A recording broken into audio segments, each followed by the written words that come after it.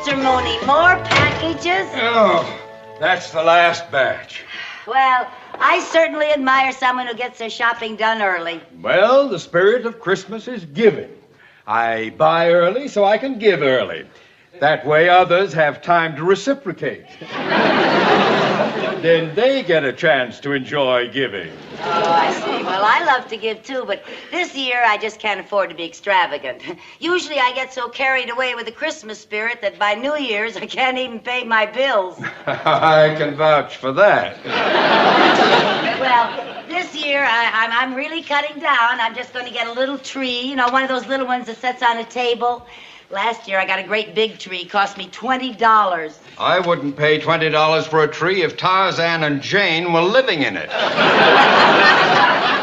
Well, you see, except for the children, I'm not even giving any gifts this year. I'm really cutting down. Well, I'm proud of your decision not to be extravagant. You know, working for the bank has been a good influence. Some of its conservatism has rubbed off on you. Yeah, I wish some of its money would. Here, now, we'll have none of that. Oh, I was just kidding. Oh, yes. Oh, and Mrs. Carmichael. Yes, sir. I would like you to put the names from those packages on these Christmas gift cards. Yes. For you to correspond with those. Yes. Yes, thank you. Oh, and Mr. Mooney, since we're on the, we're talking about Christmas presents, I'm not going to be able to give you anything this year, so please, please don't embarrass me and give me anything. Well, all right. In that case, yes. Oh, you already bought me something? Well, I'm sure it can be returned. Oh, what is it, Mr. Mooney? Well, what's the difference? You're not getting it. Oh, but it's such a pretty package. Won't you just give me a hint? No. Just one little hint? All right. It's a hand-knit sweater imported from Italy. Oh, Mr. Mooney, you shouldn't have. I'm not. Oh, well, nevertheless, it's the thought that counts, and that was pretty good thinking. And now, if you don't mind, would you get busy with those cards, please? Yes, sir. Oh, and Mrs. Carmichael. Yes, sir. Now, remember, each one of these packages has a slip of paper with the name of the person it goes to. Yes. Now, I want you to put the name on a gift card. Yes. Then put the corresponding card on the corresponding package. Yes. Now, do you understand that? A 10-year-old child could understand that. Well, I don't have a 10-year-old child. I had to settle for you. It's the season to be jolly.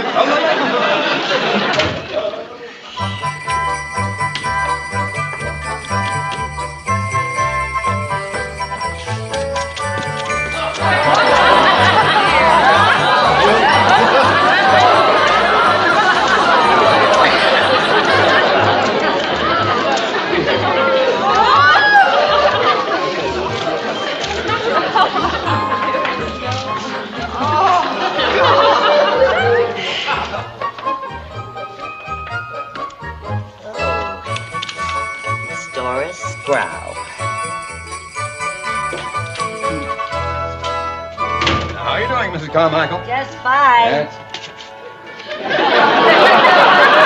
Mrs. Carmichael! What have you done? I was just doing what you told me to do. Not that way! Now how will we know which card goes on which package?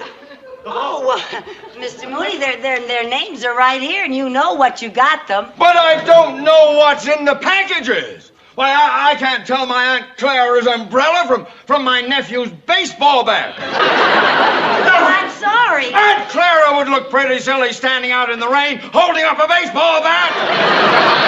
I don't know why you have to raise your voice like that. I'm not mad at you. If you'd always holler at me, I wouldn't make so many mistakes. I don't know. You should holler at people anyway, especially at this time of year. You should have goodwill towards your fellow man, even if he's a woman.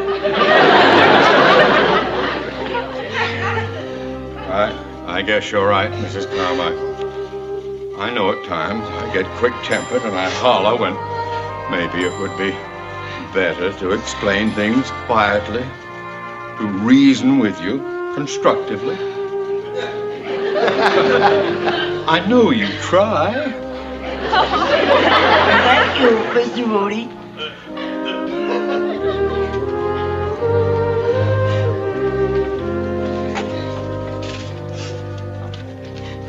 Mrs. Carmichael, Yes? I want you to take this. Oh, thank you. Back to the store and get a refund. And with the money, you will buy enough ribbon and wrapping paper to redo all of those packages. Yes, sir. And Mrs. Carmichael, Yes? you are very lucky that I don't know which package the baseball bat is in.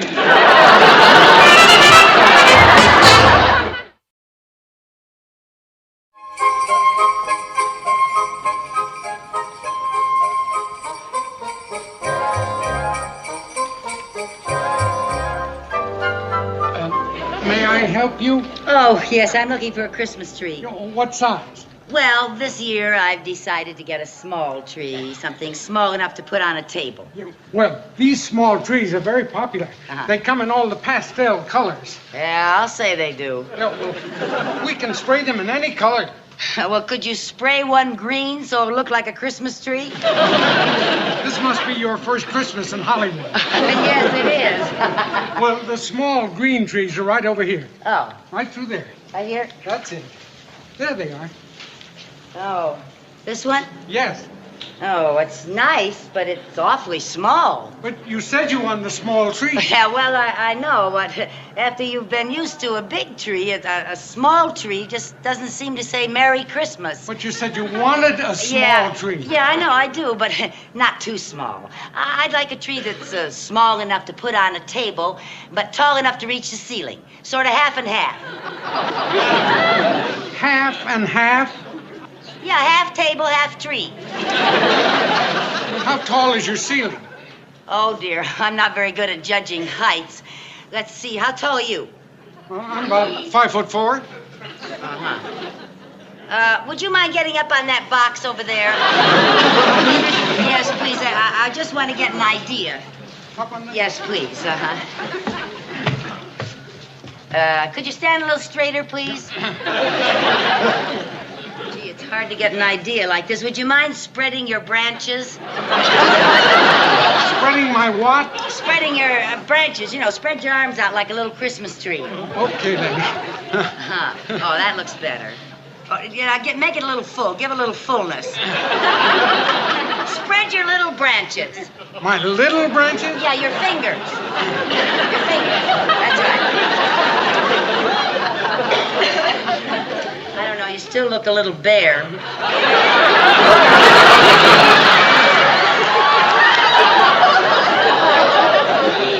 Of course, this is without ornaments and everything. Well, maybe you'd like to throw some tinsel on it. No, you look just fine. Oh, there's just one thing more. Would you put this up on your head? Just want to get an idea of the height. Yeah. Now spread your branches.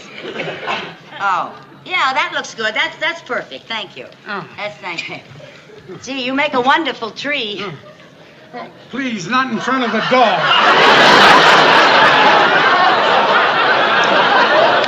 Lady, Yeah. what you want is a medium tree. Now, they're right over here. A Here we- medium? Yes, medium. Now, here's a nice full tree.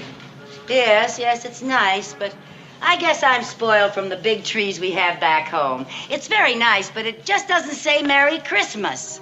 Well, none of our trees talk. Well, maybe something a bit bigger. Oh, now there's a tree that says Merry Christmas. Oh, You started a small tree, you said. yeah, I and then know you- I did, but how much is this tree? Oh, these run about $20, but this is our display sample. Yeah, but it is for sale now, isn't it? But, lady, you can't... Okay, lady. Charlie! It's just... Yeah, boss. This lady wants this tree. How long will it take you to get all those ornaments off? But, boss, it took me an hour to get them on. I want to get rid of it. I want to satisfy this customer. Okay. Oh, just beautiful.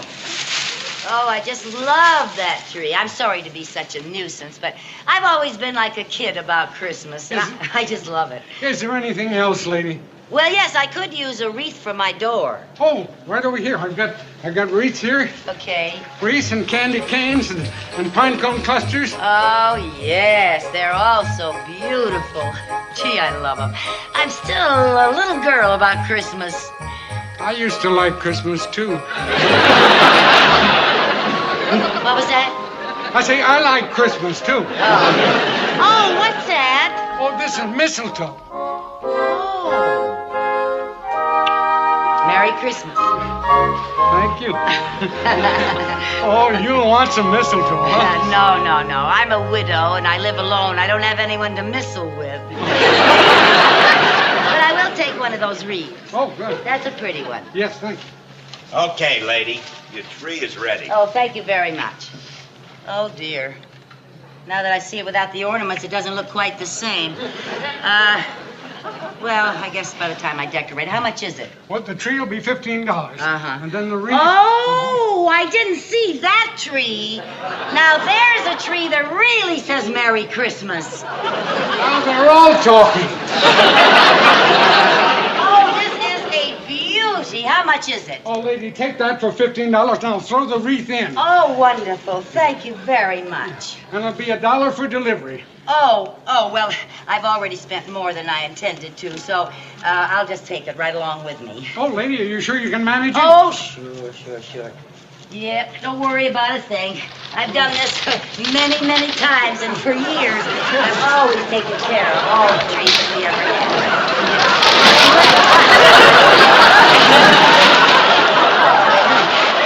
Oh, I'm afraid I tipped over that little tree.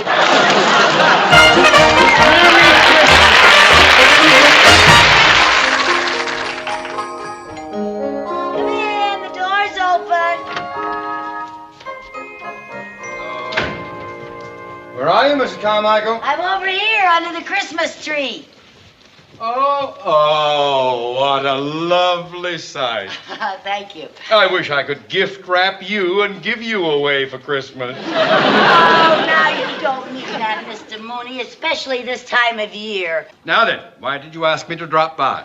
Well, for one thing, I wanted you to see my beautiful Christmas tree. I also see you kept your word about getting a small tree. What kind of a small tree is that? A redwood? Well, I just couldn't seem to find a small tree that said Merry Christmas.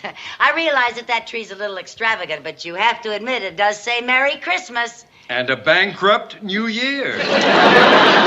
I thought you weren't going to give gifts this year. Oh, I wasn't, but a big tree like that looks so bare without any presents under it. Oh, now I know why you asked me to stop by. It's the Christmas season, and once again you have gone for broke and made it. And now I suppose you want a loan from the bank. No, I don't. You don't? No, I want you to loan me the bank. Loan you the bank? Uh-huh. Good heavens, you didn't get in that deep. Oh, no. I don't want anything for myself. I just want to bring some boys from Jerry's school into your bank to sing Christmas carols. What? Christmas isn't Christmas without carolers. Remember back in Danfield, I used to bring the little fellows around every year? I remember. Well, now, whether you like this or not, my boys always raised a lot of money for our Christmas charities. Well, granted, it was for a good cause, but out here, it's impossible. Impossible? Why? I am not the manager of this bank. I am new here, and I'd like to get old here. So, if you'll excuse me... Oh, but Mr. Mooney, really, you should hear them. They've been rehearsing all week. They're so good. If you could just... They're just... hi, darling. Hi, fellas. Hi, Mr. Mooney. I want you to meet some of our carolers. This is Barry, Newton, and Malcolm. Fellas, Mr. Mooney's the man who is going to let us sing in his bank. Will you stop calling it my bank? Well, whether it's your bank or not, you could put in a good word for us. All right, I'll put in a good word, and the word is no. Oh, goodbye. Excuse me. Mr. Mooney. Hey, mister, you forgot your hat. Oh, thank you very much. Thank you. Oh, Malcolm. I was fixing He just got a little grease on him. He's got enough grease on him to swim the English Channel. Goodbye. Now, oh, hello, boys. Stanley, didn't you forget to take off your skates? I lost my skate key. Oh, not again. Oh, Bruce, Lenny, Lester, Steve, and Stanley. This is Mr. Mooney, who is... Just leaving. Step aside, youngster. Oh, Take an now, aisle, please, please. Mr. Mooney, before you go. Merry Christmas to all, and to all a good night. Mr. Mooney, this is Walter, Jeff, Nelson, Homer, Lloyd, Linda... I don't care if they're Dasher, Dancer, Prancer, and Rudolph the greasy-nosed reindeer. Now, you tell your mob to disperse. I'm getting out of here if I have to use tear gas. Oh, please, Mr. Mooney, you can't turn us down. Just look at their little faces. I will not be intimidated. Oh, please, Mr. Mooney, it would mean so much to the boys. And you know, it is our duty as citizens to encourage these boys to have healthy activities to keep them off the street. Right now, they're keeping me off the street. Mr. Mooney, carolers singing in your bank for charity will create a lot of goodwill. Mrs. Carmichael, I wish you would stop making me feel like Scrooge. Now, back in Danfield, a bunch of kids singing in a bank was fine. But we are in a big city now. Danfield was a little town. Well, so was Bethlehem. What has Bethlehem got to do with Christmas carols and the spirit...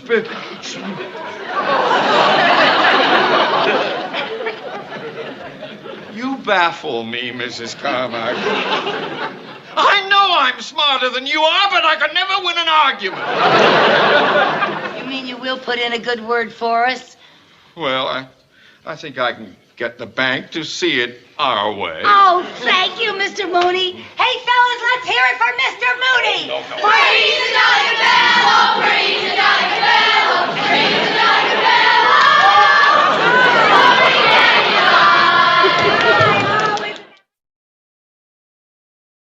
on the fourth day of Christmas, my true love gave to me 4 calling birds, 3 red hens, 2 turtle doves, and a partridge in a pear tree. On the 5th day of Christmas, my true love gave to me a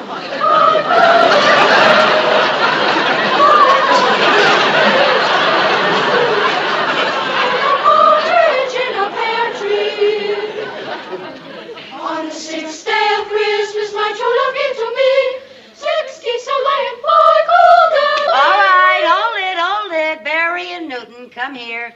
Now, one of you was saying 6 geese a-laying when you should have been saying 7 swans a-swimming. He said 6 geese a-laying. I did not. It was you that got mixed up. It was not. It was 2. Now. Let me see you prove it. Oh, Now, none of that. Now, that was entirely uncalled for, Barry. We're going to have to separate you 2 boys. Now, you stand there. You get up and change places with little Malcolm. Okay. Come on, Malcolm. You come down here now. Stand right here.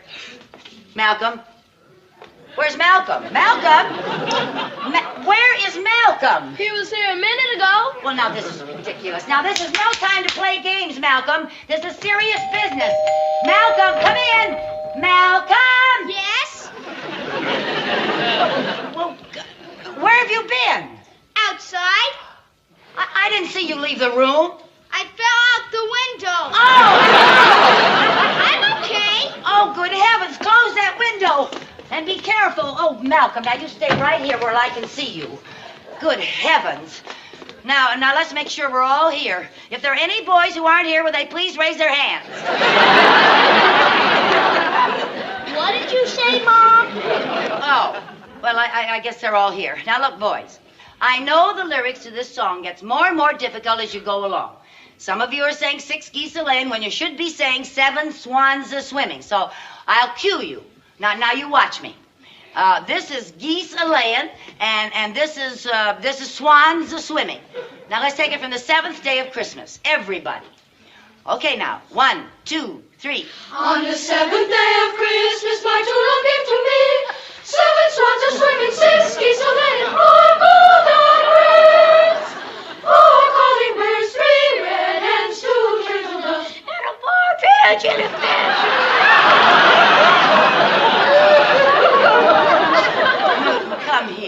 come here. Now, what's happened? You started out a bass, you wound up a soprano. I can't help it, Mrs. Carmichael. It just goes like that. Oh, dear. Well, now, why don't you try to do what I told you to do? Think low. All right, Mrs. Carmichael. Oh, dear, what am I going to do? We've got to have a bass for the choir. We can't go on. Anybody home? Mr. Mooney, would you repeat what you just said? All I said was, anybody home?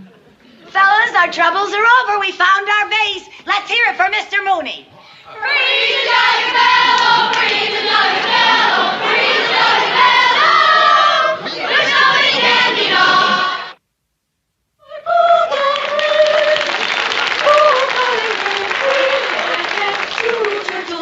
And a partridge in a pear tree. On the seventh day of Christmas, my true love gave to me 6 geese, a lane, boy, cool and free. 4 calling birds, 3 red hens, 2 turtle doves. And a partridge in a pear tree. On the 8th day of Christmas, my true love gave to me 8 maids of milk and 6 geese, a lane, and 5 Sorry, boys. We got a little mixed up. I'm terribly sorry, sir. Boys, now you watch me, and I'll help you through the lyric with the cues. Now, remember. Now we'll start with the 8th day of Christmas. All right, now everybody. I'm terribly sorry. Forgive us. On the 8th day of Christmas. 1, 2, 3. On the 8th day of Christmas, my true love gave to me 8 maids of milk and 7 swans a swimming, 6 geese a laying, 5 golden rings, 4 calling birds, 3 red hens, 2 turtle doves. And a partridge in a pear tree. On the 9th day of Christmas, my true love gave to me 9 ladies dancing, 8 maids of milk and 7 swans a swimming, 6 geese a laying, 5 golden rings, 4 calling birds, 3 red hens, 2 turtle doves. And a partridge in a pear tree.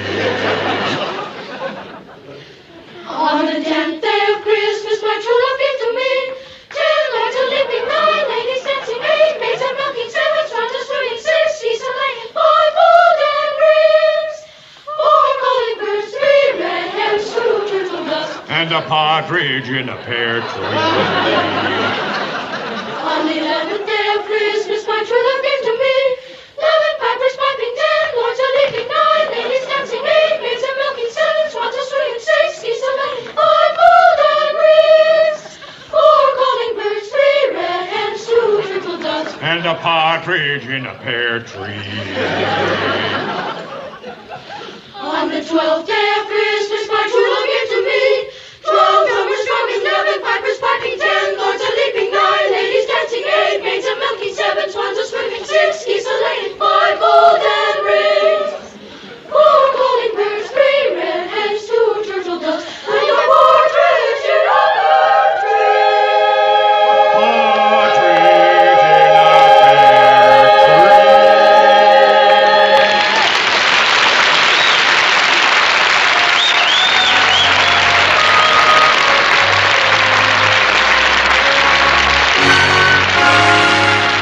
Merry Christmas, everybody.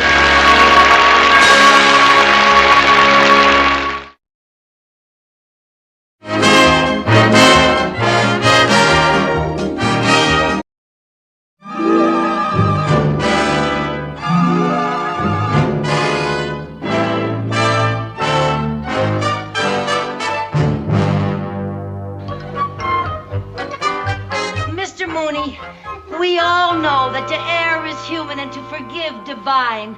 And since I'm only human and you're so divine... Oh, he's not divine. Oh.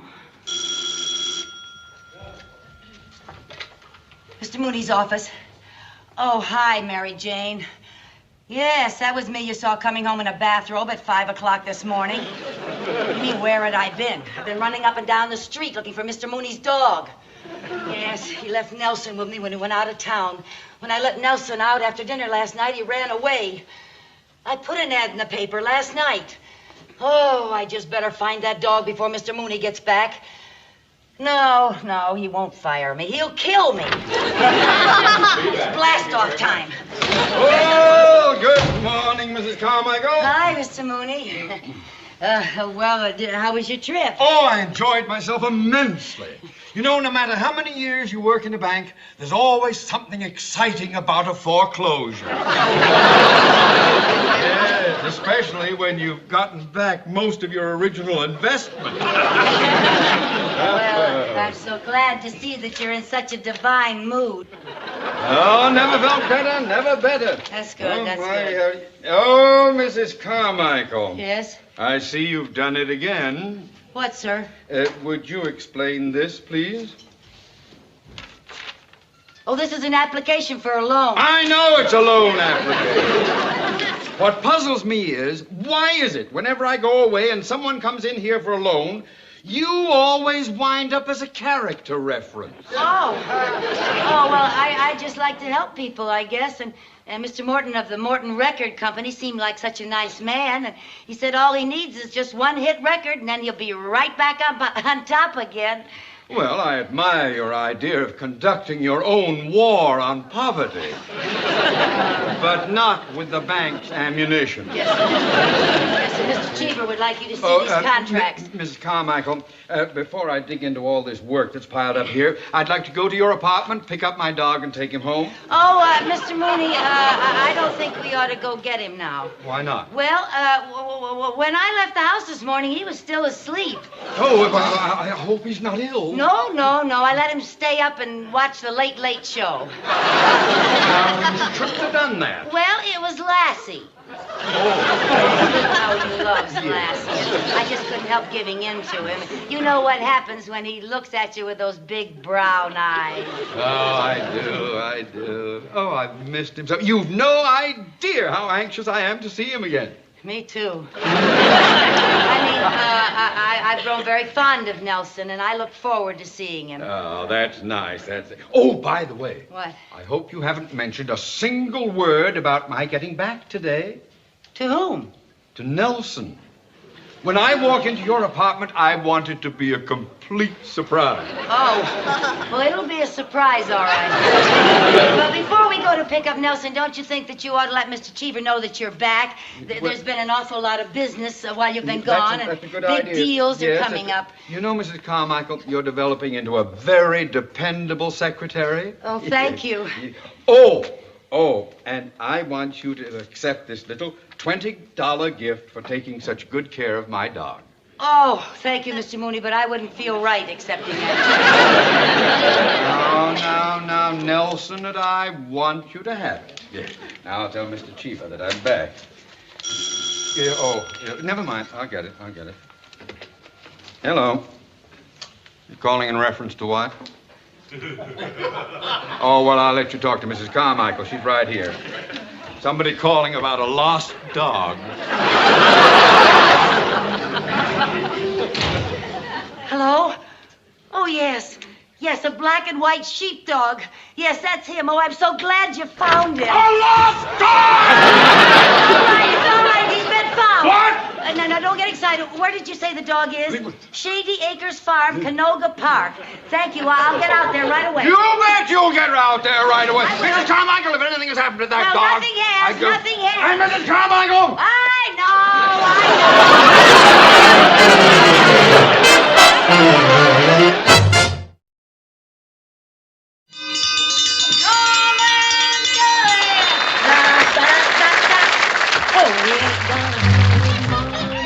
Maybe we'll rag and funny, but we'll travel along, singing a song side by side. Oh, we'll maybe it's trouble and sorrow, but we'll travel the road, sharing our load side by side. Head through all kinds of weather. Now, what if the sky should fall? As long as we're together, it doesn't matter at all when they've all had their quarrels and parted. We'll be the same as we started, traveling along, singing a song, side by side.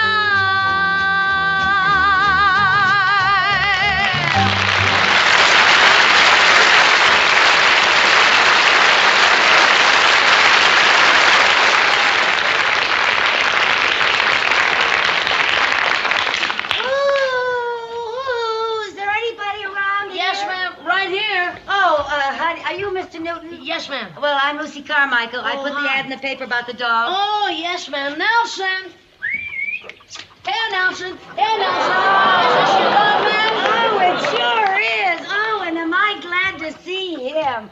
Oh, how'd you know his name was Nelson? Well, I saw the owner's name on his collar there, and it said Theodore J. Mooney. So then I began to figure, what would a gentleman with a name like Theodore J. Mooney name his dog? And when he didn't answer to Hubert or Calvin, I tried Nelson. That is amazing. You have what they call extrasensory perception. Well, folks around here just call it plain horse sense. I didn't think horses were that smart. Well, I bet you never heard of two horses running into each other on the freeway. No, I haven't. I think this world would be better off with less horsepower and more horse sense. Here now. Tell me, where did you find Nelson? Oh, in town. I was coming out of the hardware store, and he was just sitting there, and we got talking about the weather. You what? Well, actually, ma'am, I did most of the talking.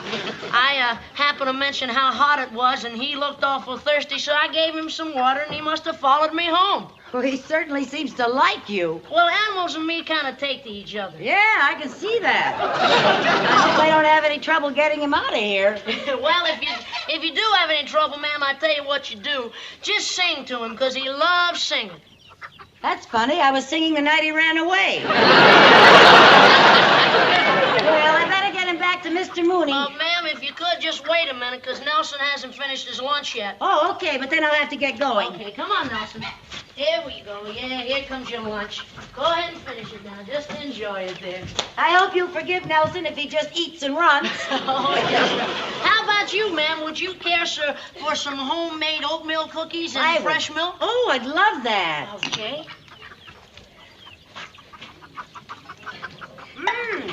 Oh, these are wonderful. Here you go, ma'am. Oh, thank you. Oh, I haven't had fresh milk like this since I was a little girl on my grandmother's farm. Ma'am, the cookies will taste better if you just dunk them right in the milk. Oh, yes, I remember. Oh, delicious. Delicious. I don't know why people frown on dunking, because the cookies and milk are going to get together anyway.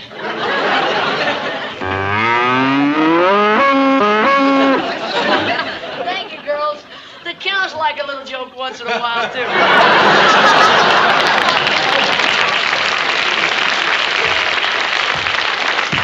You mean to tell me that they understand what you're saying? Well, they seem to know when I'm...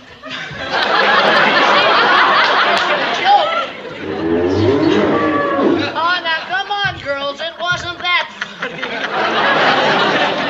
They're just trying to remind me that it's milking time. Would you excuse me, ma'am? Oh, sure. I think I'm sitting on your milking stool. Oh, no, ma'am. That's all right, because we have automatic milkers here. Oh.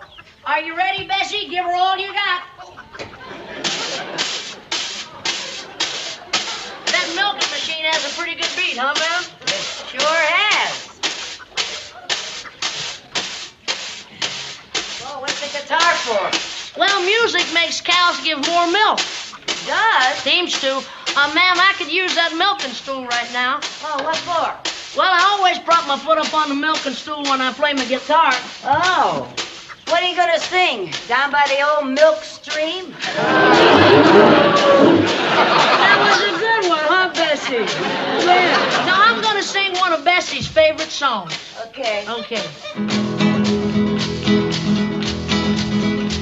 My daddy gave a calf to me for a Christmas present once. I picked a little heifer out, 'cause both of us were runts. She never had no sense, but she grew up all right somehow. And when it comes to giving milk, she's an educated cow. Bessie the heifer, the queen of all the cows, gives more milk than any law allows. In the morning she gets pasteurized, at night she gets homogenized. Bessie the heifer, the queen of all the cows. I took her to a county fair to try to win a prize. She knew just what was going on. I saw it in her eyes. The contest made her nervous. She tried so hard to plead. And when I tried to milk her, all I got was cottage cheese. Bessie the heifer, the queen of all the cows. She gives more milk than any law allows. In the morning she gets pasteurized. At night she gets homogenized. Bessie the heifer, the queen of all the cows. I planted me a tater patch to try to earn some dough, to take a short vacation with some city folks I know. No one would milk that cow, no matter how hard I nagged. So Pa took my vacation, leaving me to hold the bag. With Bessie the heifer, the queen of all the cows, gives more milk than any law allows. In the morning she gets pasteurized, at night she gives homogenized.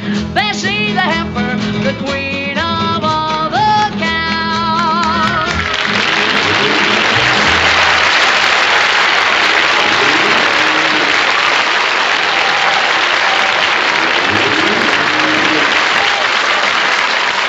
Oh, that is the cutest song I ever heard. And you know you have a very wonderful voice. Well, thank you, ma'am.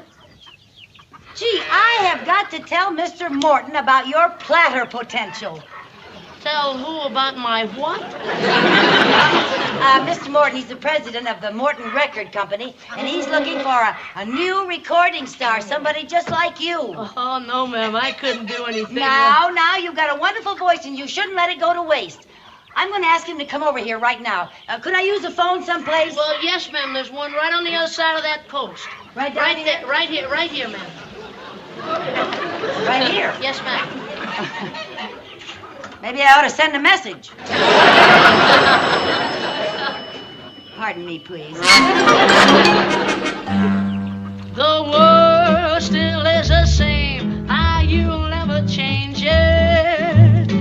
As long as the stars shine up above, you're nobody until somebody loves you. Find yourself somebody. Hey, look about and find somebody. Find yourself somebody to love.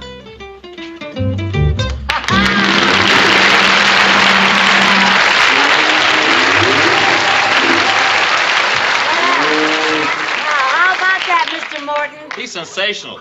He's even better than that. He's good. I told you. How do you like him, Mr. Mooney? Well, I thought the boy was quite good, and I appreciate his finding my dog. But why did you have to drag me all the way out here to this Noah's Ark? I wanted to get you together with Mr. Morton. Since his record company needs a loan, I thought if you heard the boy sing, you'd know it was a good risk.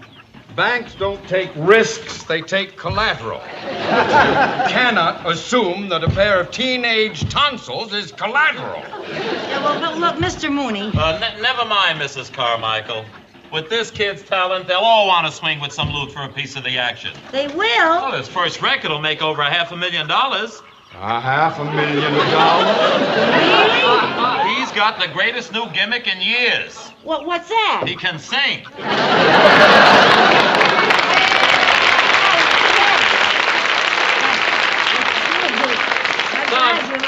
Son, have you ever sung in front of an audience? Well, only once. When was that? Just now.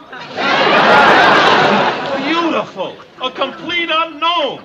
Just what the public loves. This kid's a gold mine. Yeah. Oh, Mr. Morton. Yes, Mr. Morton. Although the bank is somewhat reluctant to make a loan to a business as capricious as a record company, I see no reason why I couldn't personally invest in your gold mine, your protege. Mr. Mooney, I feel awkward accepting a loan from someone who doesn't understand the music business. Oh, well, now, just because I'm a banker doesn't mean I'm so square I couldn't swing with a little loot for a piece of the action.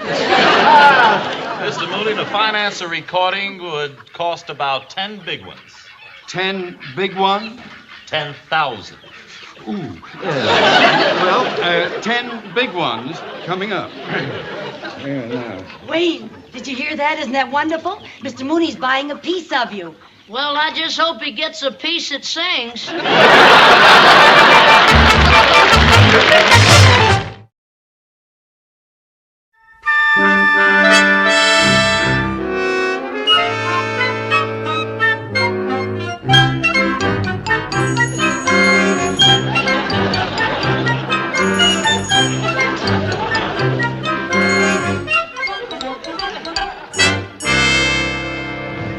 Hello, Wayne.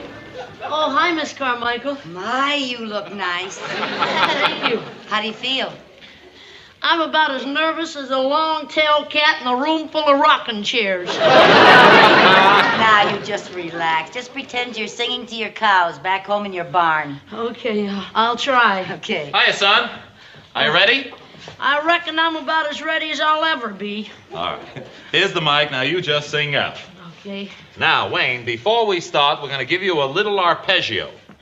Oh, you better not do that, Mr. Morton, Why not? 'cause I'm still a minor.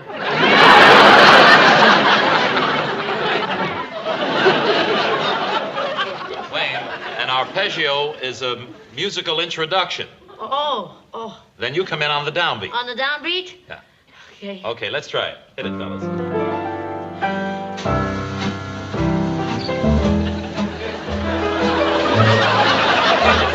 Hold it. Why didn't you come in on the downbeat? Oh, is that what that was? Morton, Yes? Mr. Morton, instead of giving him a downbeat, couldn't you just make a noise like a milking machine? A milking machine? Yeah, you see, back in the barn, when he sings to the cows, he turns on a milking machine, and it has a real good beat. Mr. Carmichael, sit down. Mr. No, but Carmichael. that's it. Would help him. Just He sit has down. that. Just sit down. Just sit down. Well, relax. Take it easy. All right. Hit it, fellas. Try it again. May be king, may possess the world and its gold. That gold won't bring you happiness when you're growing old. The world still's the same. You'll never change it. As long as the Cut it. Wayne, would you mind explaining what this is? Oh, well, I always put my foot up on the milking stool when I play the guitar. I don't mind a singer having mannerisms, but you're playing charades. Mr. Morton, what difference does it make what he does with his hands and his feet? He's making a record. Nobody will see him.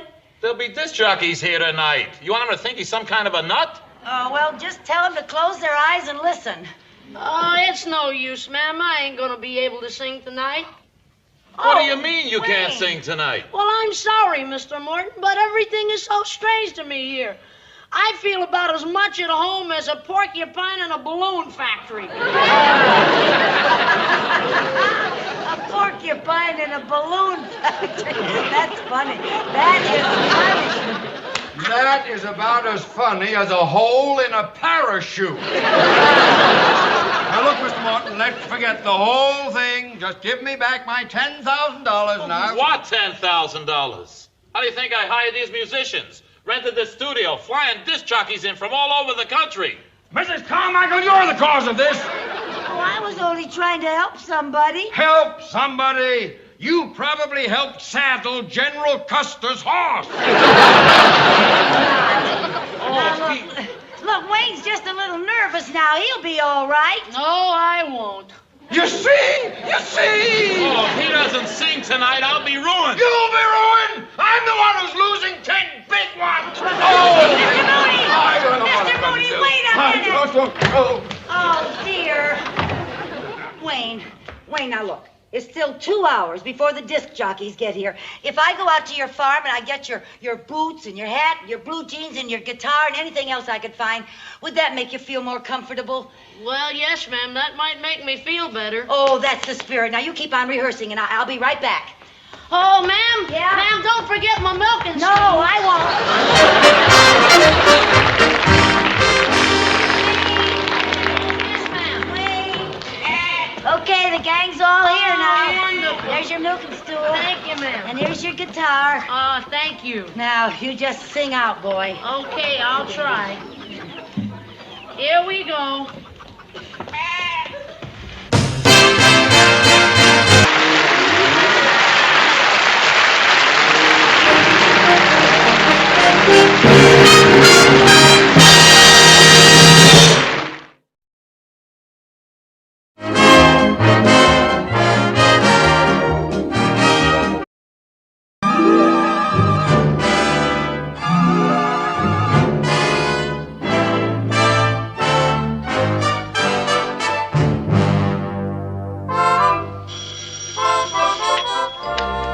Mooney's office.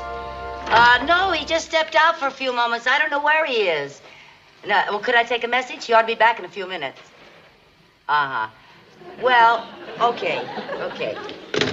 Oh, Mr. Mooney, I didn't see you come back in. Well, now you can pretend that you didn't see me go back out either. Oh, leaving before quitting time? Shame on Mr. Mooney. Shame on Mr. Mooney. Hey, knock it off, Mrs. Carmichael. Since you came to work here, I can't get away with a thing. Oh, I wouldn't snitch on you. Where are you going? None of your business. Why can't you tell me where you're going? Because it's my little hideaway. An oasis away from home. Just 2 hours on the freeway, and there it is. Remote, secluded, spectacular, and smog-free. Well, your own little hideaway. Mm-hmm. What's the name of the place? That is top secret. Well, if anything important comes up, I can always find out where you are from your wife. No, you can't, because that's who I'm hiding away from.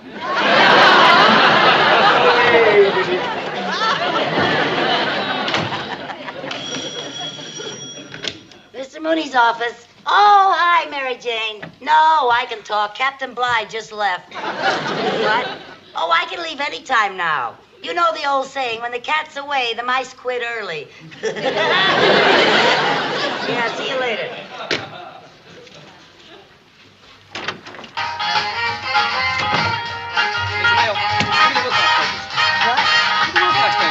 Turn that thing off. I can't hear anything. Now, what do you want? I was told to pick up the Wilcox escrow papers and be sure they were signed by Mr. Mooney. Wilcox escrow papers. Oh, yeah, here they are. Oh, good heavens. Mr. Mooney forgot to sign them. Oh, boy, is he in a jam. Not half as much as I am. I forgot to give them to him. Maybe I can catch him. No, I don't think so. Why not? I just saw him drive out the parking lot. Oh, dear. Where was he going? I don't know. He wouldn't tell me. All I know is that it's someplace just 2 hours on the freeway. Here's a newspaper. Let's check the resort section. That's a good idea. Wouldn't be in this first part, would it? Help wanted. I better save that. I might need them. Here it is. Here's some. Now, this is the Tyrol room, the Roundup. No, that's right over here. That's Spanish Hacienda, Lazy Days. Oh, here's one. Only 2 hours from town. Fun and frolic in nature's wonderland. Enjoy golf, tennis, and horseback riding. Shady Nook Nudist Colony. You think he went to a nudist colony? Oh, not Mr. Mooney. He used to blush when he watched Naked City. See, now, we gotta find something that's just 2 hours from town. Well, I'd love to stay and help you, but I got work to do. Okay. Just 2 hours from town on the freeway. Hold it. An oasis away from home. It's the Tumbleweed Inn at Indian Rock. Remote, secluded, and smog-free. Those are the exact words Mr. Mooney used. Get a pen and write down the address. Okay. Indian Weed Inn in Tumble Rock. Remember, folks, it's not to be confused with the Indian Weed Inn in Tumble Rock. This is the Tumbleweed Inn in Indian Rock. Oh, thank you. You're welcome. You're welcome at the Tumbleweed Inn anytime.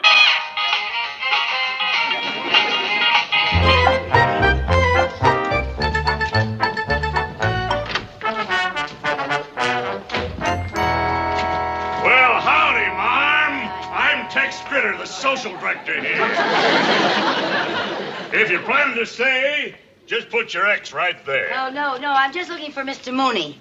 Mooney? Mr. Mooney. Theodore J. Mooney. He's kind of stocky and dark, has a mustache, and never smiles, stern and dignified. Oh, you mean Hopalong.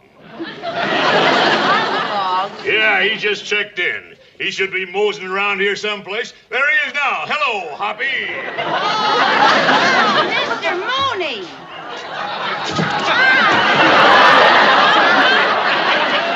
How did you find me? Well, now, Mr. Mooney, I just moseyed in off the freeway. Mrs. Carmichael, where you're concerned, the word is nosy, not mosey.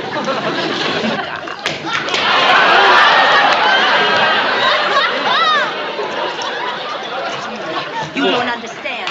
I I had to find you. You left the bank without signing the Wilcox papers. Good heavens, the Wilcox papers? Yes, and they're very important. Oh, well, of course, a slip-up like that could cost me my job. I know. Yeah, well, give me the papers. I I'll have sign them. Okay. Have you got a pen? Yes, I have everything. Yes. Here. Thank you. Everything but the papers. Don't tell me you left them at the bank. Oh, I'm sorry. I was in such a hurry, Mr. Mooney. I must have left them on my desk. But they have to be out tonight. I know. I'll call Herbie. I'll have him bring them out here. All right, that's right. That'll take a couple of hours. Yeah, but... I have a spirited Mustang outside. I might hit the trail. Okay. And you stay here and get those papers to me just as soon as you can. Oh, you know I will. Oh, I know you know I will. Oh, Terribly sorry.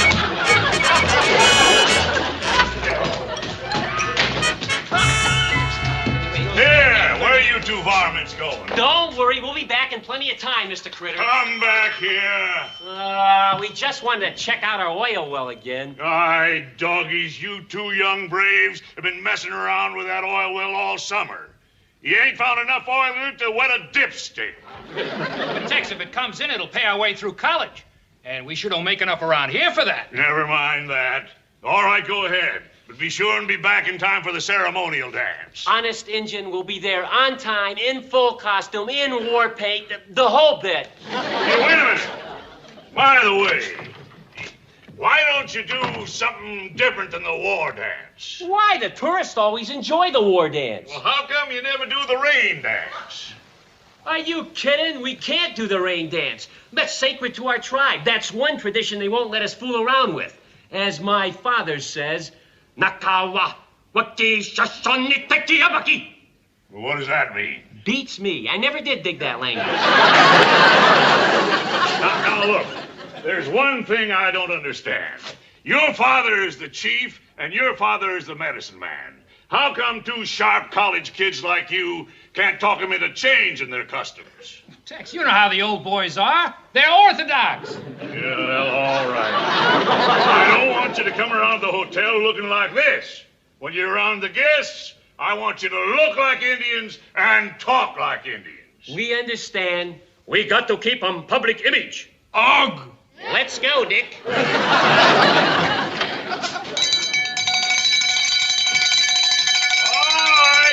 Come on, you nature lovers. Time for the hike. Move out now. Say, what about you, little maverick?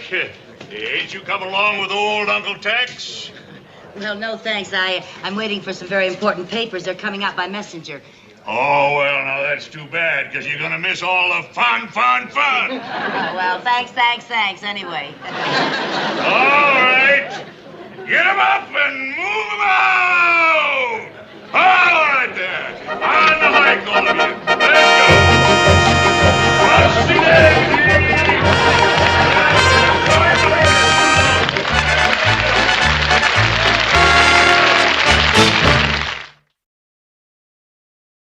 All right. Get 'em up and move 'em out! On you now. Don't straggle. The wolves will cut you out of the herd. That's it. Come along here now. Now circle up here for a minute. I got a little story to tell you. That's it. Come around, gather around here. That's right. Hunker down and be comfy. Now, this is a Joshua tree, and there's a real romantic story behind it. You know all about the birds and the bees. Well, this is a love triangle between two Joshua trees and a little bee, called the Joshua Tree Bee. See, the Joshua trees depend on this little bee to carry the pollen from one to the other. You know, it makes me feel poetic. Where would the Joshua Tree be without the Joshua Tree Bee? Well, let's move along here. Now, wait a minute.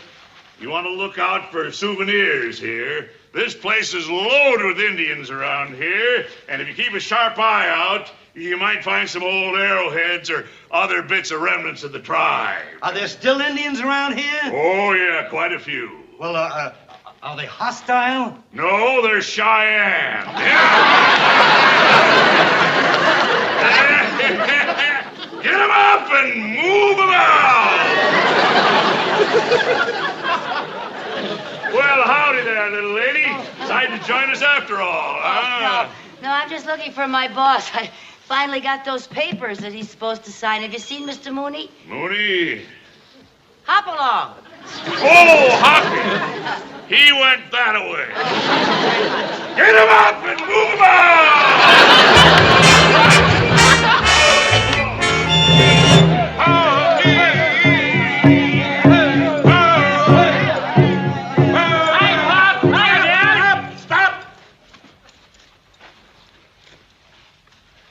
Son's too busy to join fathers? No, Father. It's just that Vince and I were going to go over... My son not named Vince.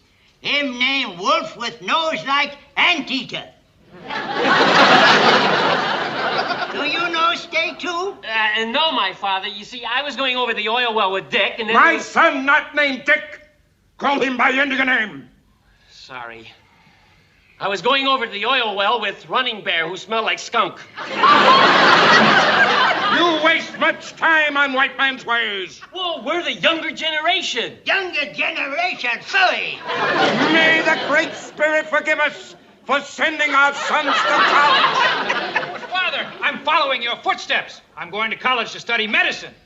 Me no need college to be medicine man, and me know many things. What you learn in white man's medicine college? We're studying to be psychiatrists. Oh, psychiatrist. What's a psychiatrist? No. What's psychiatrist? Well, it's sort of a head shrinker. Oh, that's good. Me any fucking you know hand down here through a window. What did he say? What did he say? He said head shrinkers run in the family. Come on, let's go. Bye, Dad. So long, Pop. Oh, there go my son, the head shrinker. Come, we dance some more. No, dance no good. No sign from rain goddess, and my feet, they kill me. Well, then me practice with tomahawk. And chase all evil spirits! No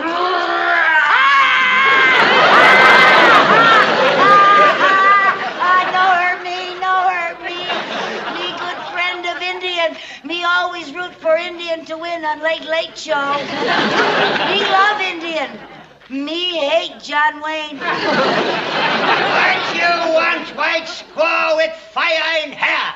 Well, me lost. How do I get 'em back to pale-face big wigwam with many room? Oh, the hotel. Where you just follow the shadow of the flying arrow. And you come to grave of all water. Follow grave of all water. Follow grave of all water. Rest. Why do I rest? My feet are killing me. You go on. Follow grave of all water. You come to Topless Mountain. Turn left ear. Follow nose. Go. You go now. Oh, me go now. You no go. Why, he say I yes go. Yes. Why you say she no go? Yeah, why you say I no go? She rain goddess. Huh? You crazy. You know rain goddess. You drinking fire water again? She rain goddess. You look again with closer eye. I look good. Holy smoke signal. She rain goddess, all right. Many moons we wait for rain goddess, and now she comes. Look, fellas, this is all a big mistake. I am no rain goddess. Oh, you yes, rain goddess. You got me mixed up with somebody else. I'm no rain goddess. I even have trouble turning on my shower. No mixed up. You rain goddess, all right. Look.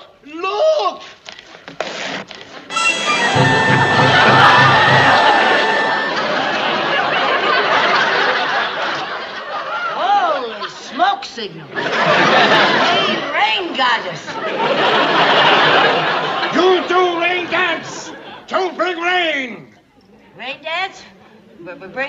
Rain? Okay. Wait! First we have ceremonial feast. Then you do dance. Oh, okay. Hold the rein. Prepare, rain goddess, for dance. And we get 'em ready, the big feast. Swifty girl, you hunt fresh game for big feast. Go. Wait! Oh, he forget arrows again. Younger generation, fooey!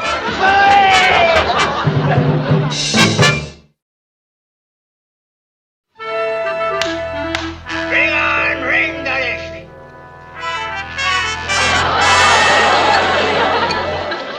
You sit in place of honor, ring goddess. Fellas, I keep telling you, you're making a big mistake. Down! Yes, sir. Now you eat 'em. Ceremonial feast. Eat!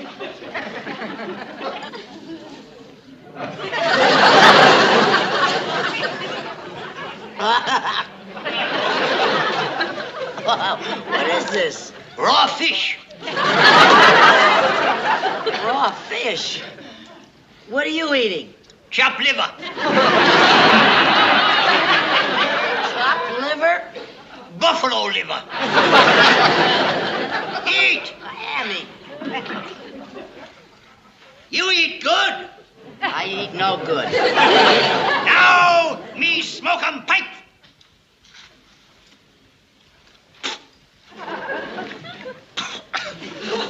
Oh, that's a pretty pipe, Chief. Did you make it yourself? No.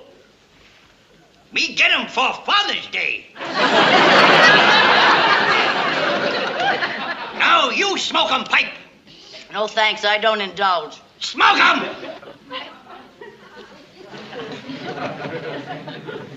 Oh, boy. How is that strong? What kind of tobacco is this? No tobacco. Raw fish. Smoke 'em!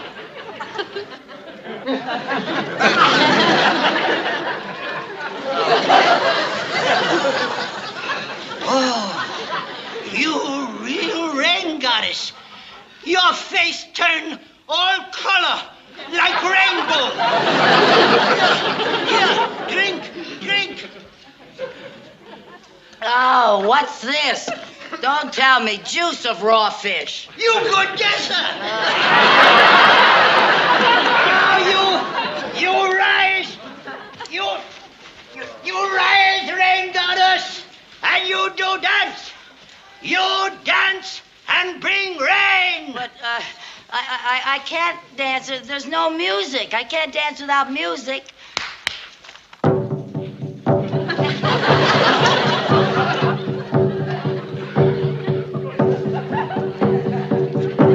Look, do you know stormy weather? No. How about April showers? Singing in the rain? Oh, it goes like this. I'm singing in the rain. What a glorious feeling. I'm happy again. Stop the music! We no wait 50 years for singer. Need dancer. You do dance. Well, I don't think that I'll be able to bring any rain right now. There's an awful lot of evil spirits around. Medicine man, you get rid of all evil spirits. I tried. Try schmy. Do it.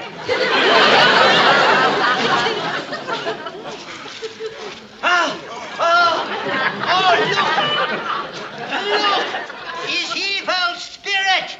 Who's the medicine man? So I missed one. Evil spirit. Oh. Hi, Mr. Mooney. Mrs. Carmichael? What are you doing here? I've been looking all over for you. What is the meaning of that get-up? I'm a rain goddess. What? You a rain goddess? If you're a rain goddess, I'm an evil spirit. Yeah, well, now you're getting the idea. Oh, now you must be kidding. Oh, my. You a rain goddess? Yeah, that's what they think. And they want me to dance and make it rain. Oh, let's get out of here. Tie your people's spirit! Tie your people's Oh, spirit! wait, now, wait. Hey, fellas. Hey, look, aren't we a little old to be playing cowboys and Indians? I mean, Don't play 'em games. Oh? You evil spirit. She rain goddess. If rain goddess no bring rain, bad things happen to both of you. Bad things? What kind of bad things? We burn 'em you at stake. Her head we chop off. Chop, chop, chop. I'll trade you my chop for your steak. Mrs. Carmichael, this is no time for jokes. Now do something about that rain dance. I don't know how to make it rain. I don't know how to do a rain dance. Well, try. Think wet. You dance! You dance!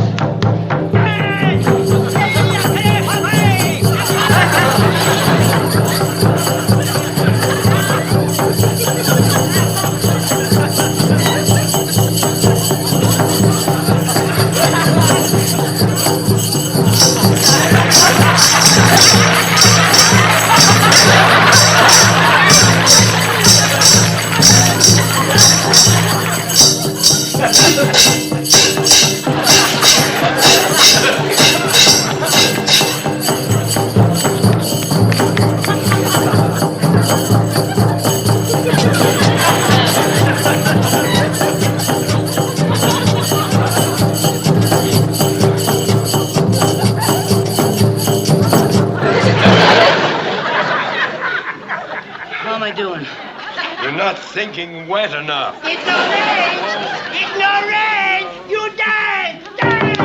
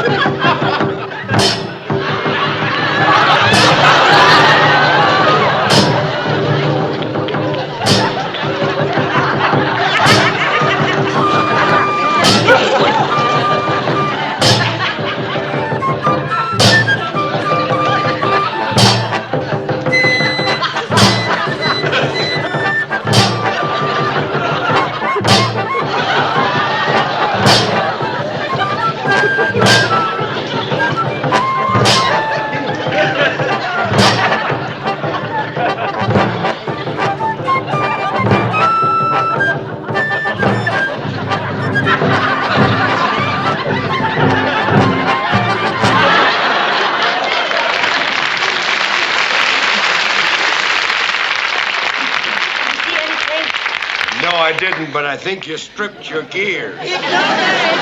It's no rain! Oh, I can't make it rain. I don't know how to make it.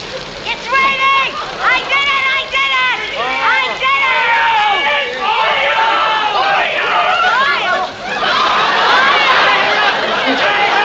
Tie her up! Why? You struck oil! You struck oil! Oil no good! Put us in higher tax bracket!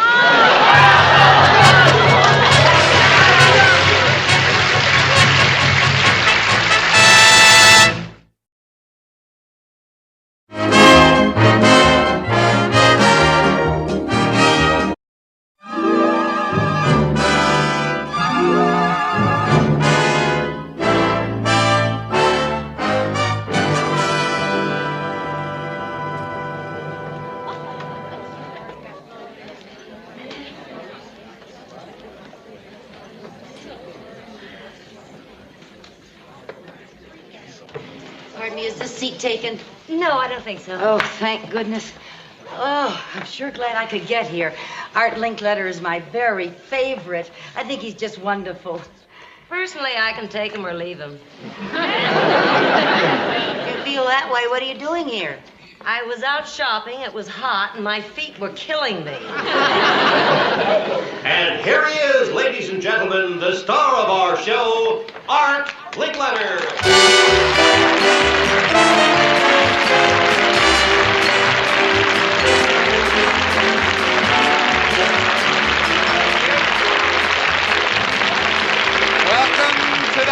party. What a warm and wonderful audience you are. And you've come just in time to take part in a most interesting and curious experiment about human nature. I'm going to go looking for a volunteer. Whoop! Look at that stoplight.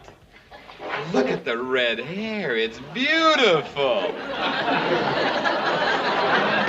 Are you wearing one of those new wigs, or is that the real color of your hair? Well, shall we just say it's not a wig? Would you mind standing up, please, and coming out in the aisle? Me? Yes. I'd like to have you on the show today. Oh! Yeah. No, don't be nervous. Just tell me, what's your name? Lucy. Lucy Carmichael. Now, do you mind if I call you Lucy? Oh, not at all. Well, would you mind telling me your age? Not at all, 28. Would you mind telling me your real age? I certainly would. Now, tell me, Lucy, who do you think talks more, men or women?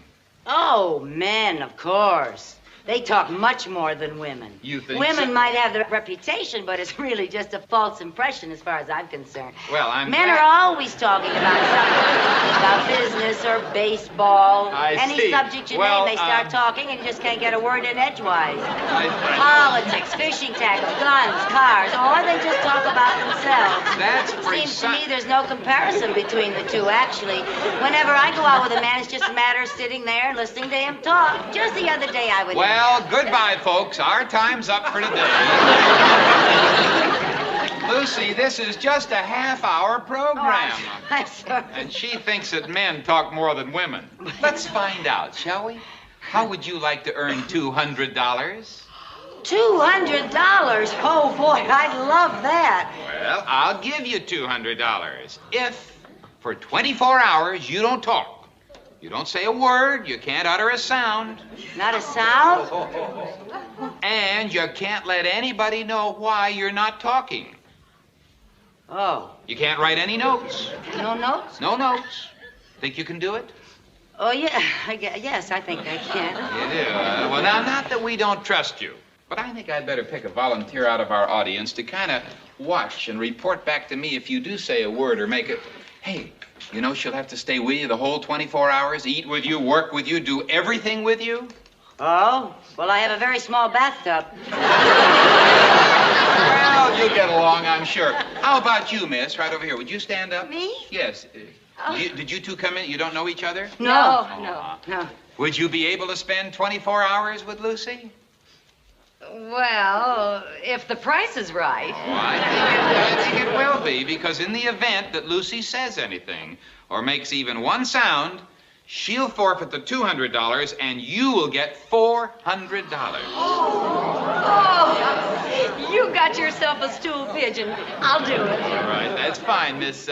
Cosgrove, Ruth. Ruth Cosgrove. Lucy, Ruth. How do you do? I Nice hope to know you'll you. be very happy together for the 24 hours.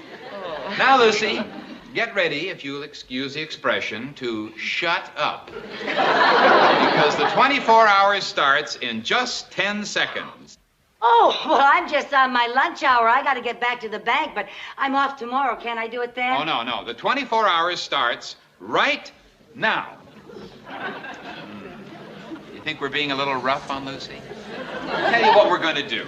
We'll give her a little leeway. Lucy, during the 24 hours, should an emergency arise, you know, some extreme necessity, you can say one word, but just one word. Okay? Okay. That was it.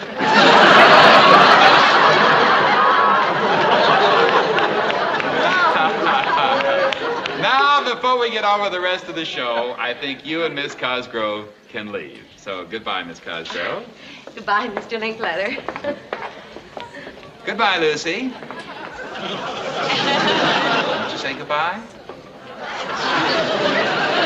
Say goodbye, audience. There they go.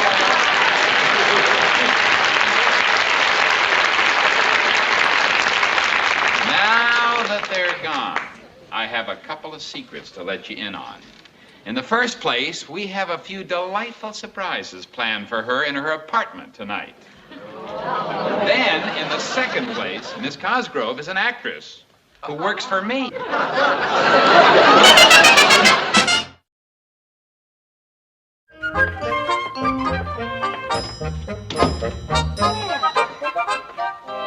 this is where you work. Tell me about your job.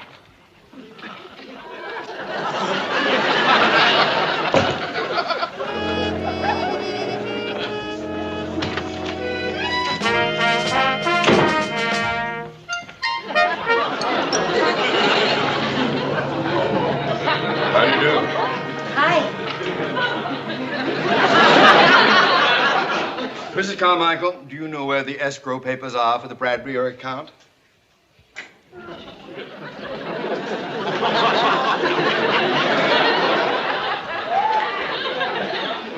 Well, gee, I'm glad you know. But the reason I asked is because I would like to know, too. Could you tell me?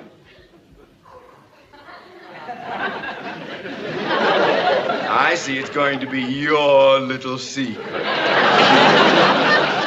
Now, Mrs. Carmichael, why can't you tell me where the escrow papers are for the Bradbury account?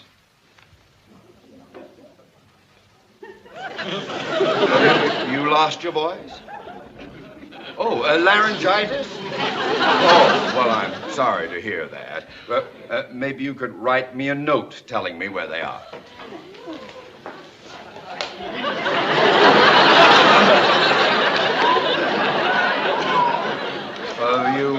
You hurt your arm? Well, you seem to be enjoying poor health. Now, Mrs. Carmichael, I don't have time for games. I want those escrow papers. Now, where are they?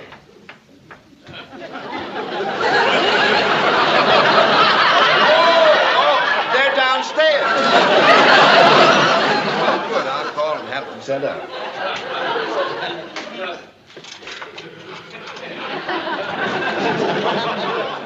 Mrs. Carmichael. Who is she? Friend of yours? Well, Mrs. Carmichael, I don't mind a brief social visit, but after all, this is a place of business. Would you ask her to leave?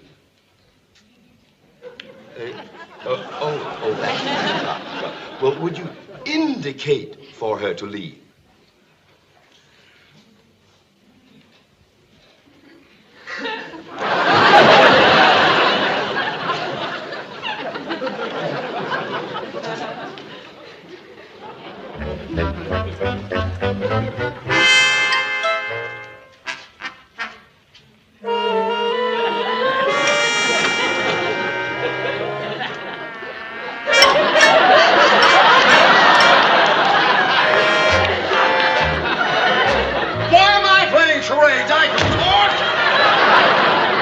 Now, look, madam, I don't like to appear rude, but couldn't you visit Mrs. Carmichael at her apartment? This is a place of business. No, I think I better stick around. Oh? Just before she lost her voice, she pleaded with me to stay with her at all times. She said she doesn't trust her boss. Madam, I am her boss. Oh. Well, then her nickname for you certainly fits. Hiya, fatso.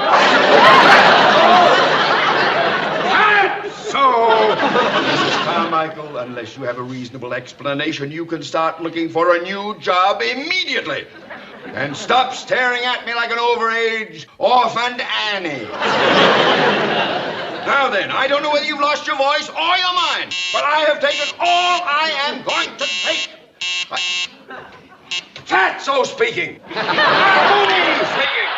Dr. Metcalf's here to see you. Oh, well, tell him I'll be along in a few minutes. On second thought, I'll be right in. Oh, and doctor, before we transact our business, would you step in here a minute, please? I'd like you to meet one of our employees. Oh, fine. Mrs. Carmichael. Over here, please. Over here. There we right. That's fine. Now, Doctor, Mrs. Carmichael has been acting very strangely, even for her. She seems to have a bad case of laryngitis. Yeah. I wonder if you could give her a quick look, please. Well, of course. Thank you, Doctor. Now, Mrs. Carmichael, I'm just going to look at your throat. It won't hurt at all. Mrs. Carmichael, would you please have a seat? I run across this on occasion. She probably never overcame her fear of doctors when she was a child. Yeah. Well, now, Mrs. Carmichael, this is not the bogeyman, and heaven knows it's been a long, long time since you were a child. Now sit! Mrs. Carmichael, would you please say ah? Well, at least open your mouth. Mr. Mooney, sometimes cases like this are psychosomatic. Psychosomatic? Yes. In other words, it's not anything physical, but something in her mind. Oh, but that would require her having a mind. Well, it could be a recent shock of some kind, or possibly her subconscious recalled a frightening experience when she was a child. Oh, you were frightened when you were a child.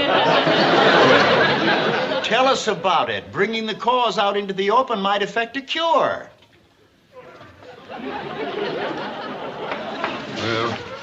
What are you going to do? You'll act it all out. That's the whole sad story.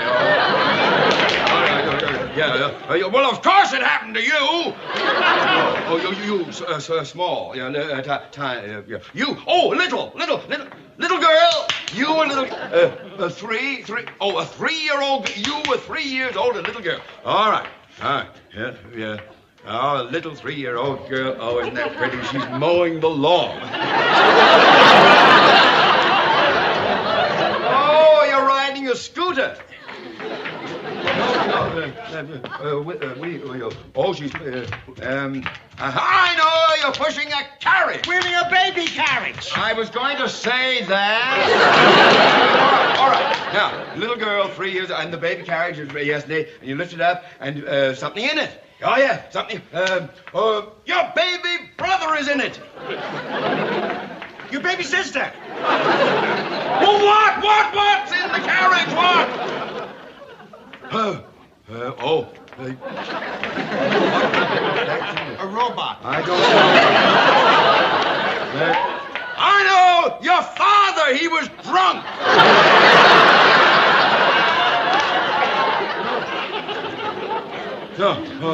What's that?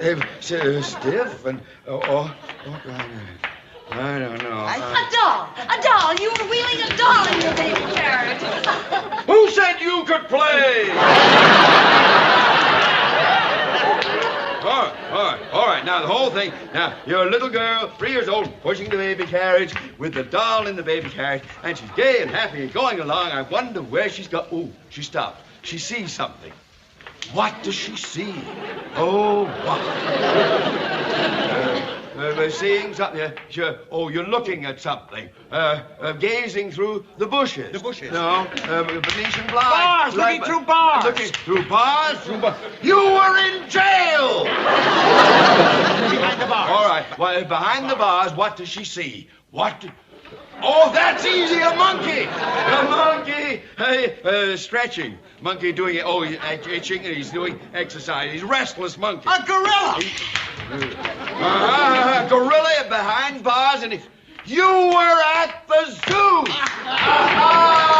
Wonderful. All right, now the whole thing. The little girl with the pram and the little doll in the carriage. She's going to the zoo and she pushes the carriage on and she stops. Now, she sees the gorilla. The gorilla in the cage. The gorilla grabbed her. No.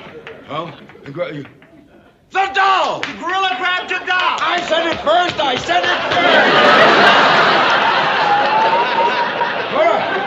The gorilla grabbed the doll, yes, and he starts to eat the doll. Oh, he tears it limb from limb, the legs, the arm. Oh, he enjoyed it. He loved it.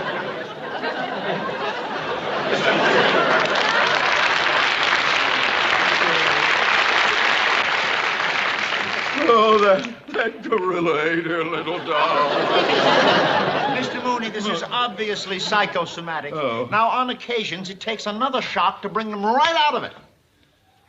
Oh, doctor, come with me. Yes, of course. Yes, doctor. Oh, thank you. Let me go.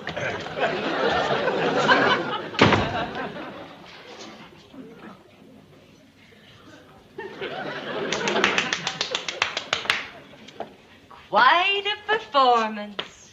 And just think, only 23 more hours to go without saying a word.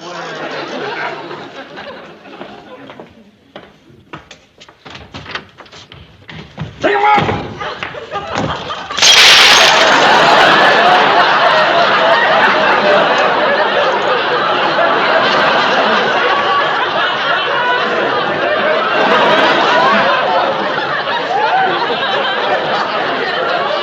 Mrs. Carmichael, you're fired.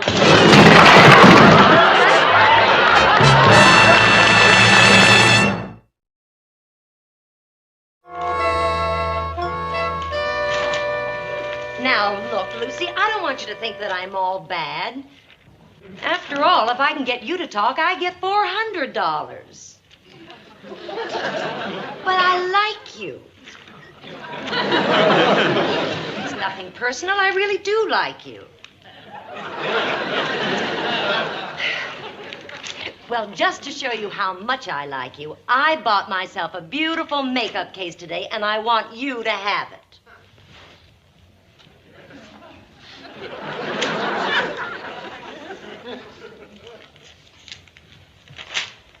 Here. Oh, Lucy, come on. Let's be friends. Please, take it. Please?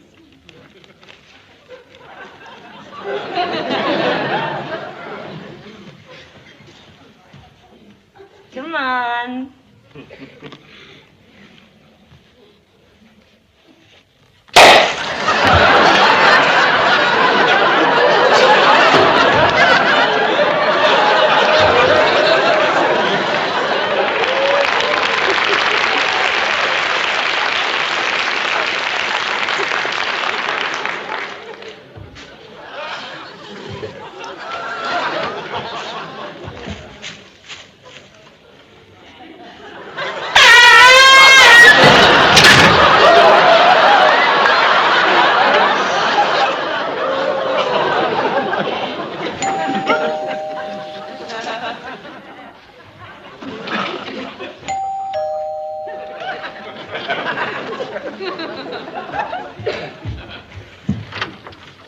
Which one of you two is Ruth Cosgrove? I am. I want to thank you, Miss Cosgrove, for telephoning me.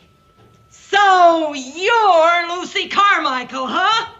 How dare you try and steal my husband? You red-headed hussy! You homewrecker! You ought to be ashamed of yourself! Yes, you ought to be ashamed of yourself. Listen, if you really want my husband, honey, you can have him! You can have his dirty laundry, too!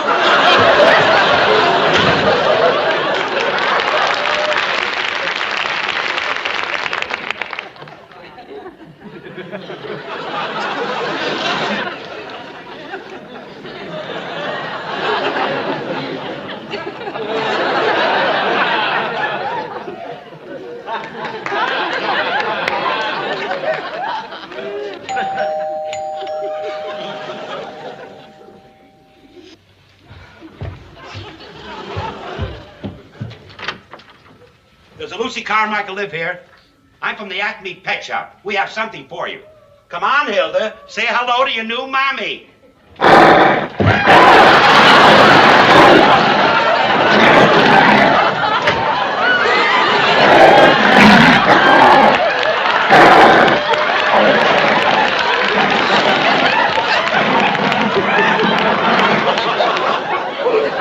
Hold it, Fred! Nobody moves, nobody gets hurt. You gotta hide me. I'm tired of running. Some guy's been chasing me for 3 years. Please hide me, please. I don't want to so there you are, huh? Okay, Buster. You'll never take me alive!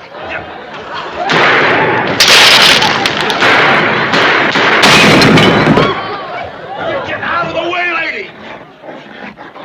Lady, why did you help that guy escape? Oh, you won't talk, eh? Well, down at headquarters, we have ways of making you talk. You're coming along with me. And that goes for your husband, too.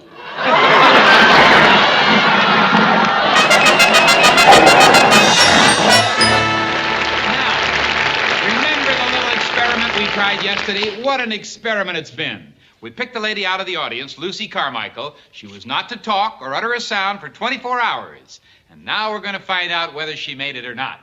Would you step out here, ladies, please? Oh, my. She looks a little bedraggled, and I understand she even spent a night in jail. But the question we're all interested in, has she kept her mouth shut so far? Ruth, has she? She certainly has. Oh, what's that? I timed up. Oh, boy, I made it. I made it. Wait a minute. I made it. I won. What do you mean? What is this? My alarm clock. I set it for when my 24 hours was up, and I won. Oh, Lucy, this is terrible. This is awful. What's awful? According to my watch, which is the official time, you still have 3 minutes to go. Oh, no, that's impossible. My alarm clock's always right. It's never fast. It is now. I set it 3 minutes ahead. Oh, no! That's the meanest thing I ever heard Don't of. hit her, Lucy. You get the money. You win. That was just a trick we pulled. Oh, a trick. That's right. Miss Cosgrove is actually a member of my staff. Oh, no! Yes, and so are all the other people you met in your apartment last night. Ruth, say goodbye to Lucy. Goodbye, Lucy, and forgive me. All right, I forgive you. Bye. Congratulations, Lucy. You did it. Of course, you lost your job while you were yes, doing it. I did. We can fix that. Mr. Mooney, would you step out, please, sir? Is Mr. Mooney here? Yes, he's right here. We explained it all to Mr. Mooney, and he has something to tell you. Hello, Mrs. Oh. Mrs. Carmichael, under the circumstances, you can have your job back. Oh, thank you, Mr. Mooney. By the way, Mr. Mooney, you look like a good sport. How would you like to try a little experiment and win some money, huh? Oh, the money, you're fine. Good, yes. I understand that on occasion you get a little upset with Lucy. Oh, you can say that again. Tut, tut, tut, tut, tut, tut. Now, Mr. Mooney, if you can keep your temper and not get peeved at her for 24 hours, you'll win $200. But if you as much as raise your voice to her during that time, she will get the $200, okay? Fine. Time starts right now. Good luck, Fatso. Fatso! He lost! I get $400!